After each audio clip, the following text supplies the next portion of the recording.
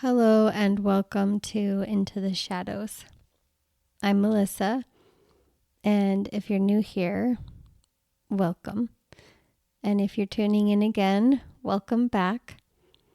Today's episode is going to be a little bit different than what I did last week. If you tuned into last week's episode, that was all about descending into my unconscious, into my shadows through dream work.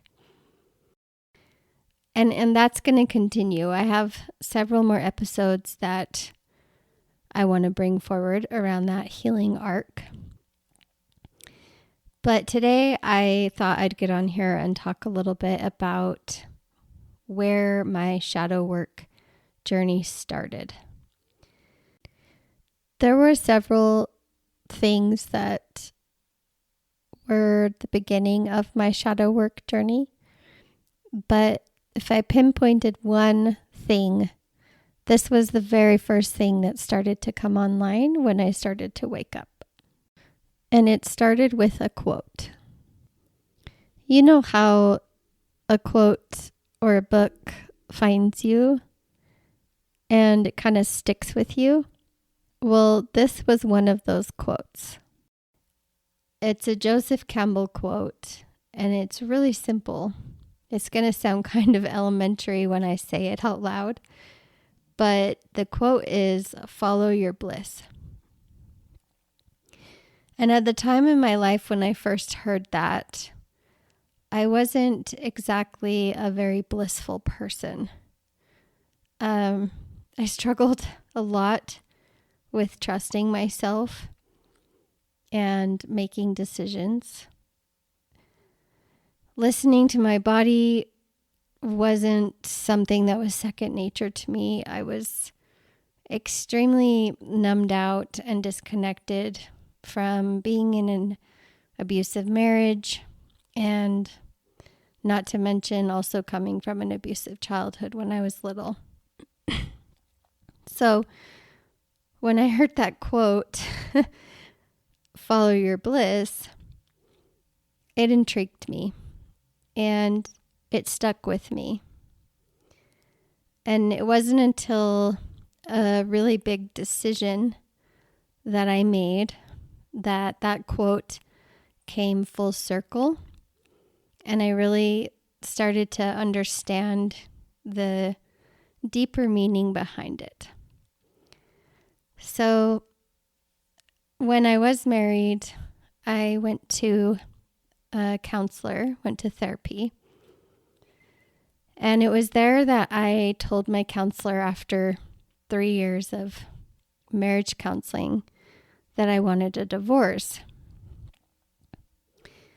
And I finished the session and I walked outside, and all of a sudden my body just wanted to start skipping down the sidewalk.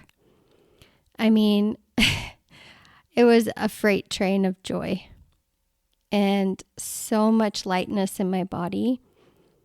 And it was then that it's like something clicked inside of me, like this puzzle piece of, oh, this is what that quote was talking about, like follow your bliss. And I knew in that moment that getting divorced was actually the best decision for me. This was the moment that I realized that my body speaks to me. My body guides me. It wasn't just like a lofty concept. I could ground it in the real world, and I felt it.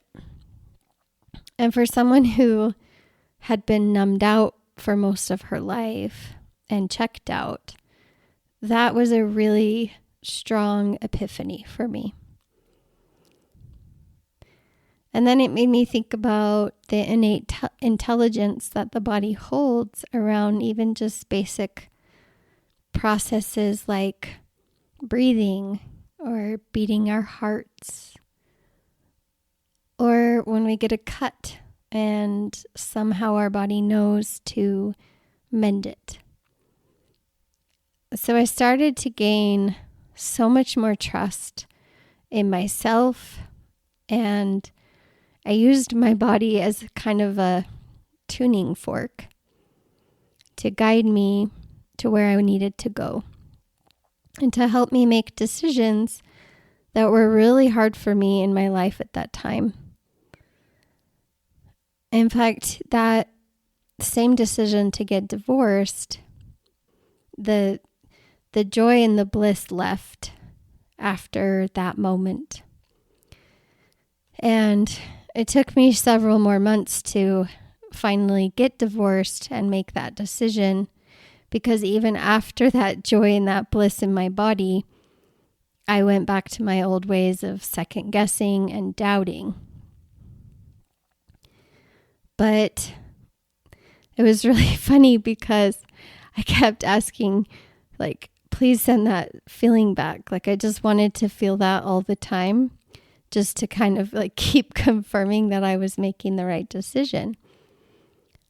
But it didn't come back until I actually like filled out my divorce papers, drove to the courthouse to deliver these papers. And it's then when that same blissful feeling returned. And it was the same thing. I just wanted to like skip, and I had so much joy. So it was like the feeling, first appeared when I made the decision, and then the confirmation came when I took the action. So I tell you this story because this was one of the very first times that my body actually spoke to me, or that maybe my body did try to speak to me before, but I guess a better way to put it is it's one of the first times that I really listened and noticed that my body was guiding me. It was directing me. It was showing me the truth of a situation in my life. That moment taught me something that I still carry. And it's that when I listen to my body, it shows me the truth of the next step that I need to take. And it's also when that quote, "Follow your bliss," came full circle for me.